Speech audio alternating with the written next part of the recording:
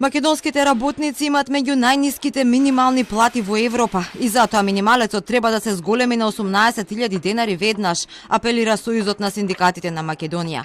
Анализите кои за нив ги праве универзитетски професори, меѓу кои поранешниот министер за финансии Драган Тевдовски, покажале дека ниту најголемиот скок на минималецот во 2017 година не предизвикал негативни ефекти врз фирмите, односно не отпуштале работници, не ги намалувале платите, ниту пак им се намалил профитот, туку напротив, ја зголемиле продуктивност. Минималната плата во Македонија е меѓу најниските во Европа.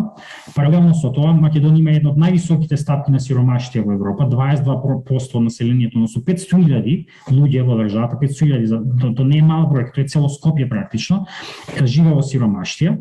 100.000 луѓе, односно 5% од населението, живеат во екстремна сиромаштија, значи тоа е гладување, помалку од 40 денари на ден, имаат само колку 1 лев да купат и толку ништо повеќе. И 9% од вработените, тоа се околу, 50.000 вкупно, живеат во сиромаштија. Синдикалците утре ќе одлучуваат дали и кога ќе штрајкуваат ако не се прифатат нивните барања, зголемувањето на минималецот на 18.000 денари да биде веднаш.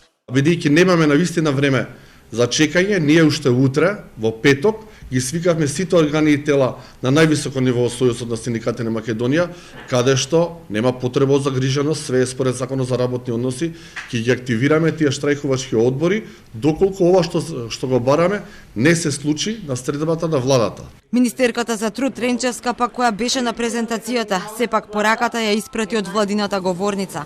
Кажа дека заложбите се тоа да биде во најбрз можен рок, без да прецизира кога. Согласно законот, минималната плата согласувањето на минималната плата се врши се објавува во март, а исплатата се врши во април во тековната година. На средбата во владата во понеделник ќе се кршат копијата за минималецот. Второто барање на синдикатот до владата е да обезбеди К15 за цел јавен сектор.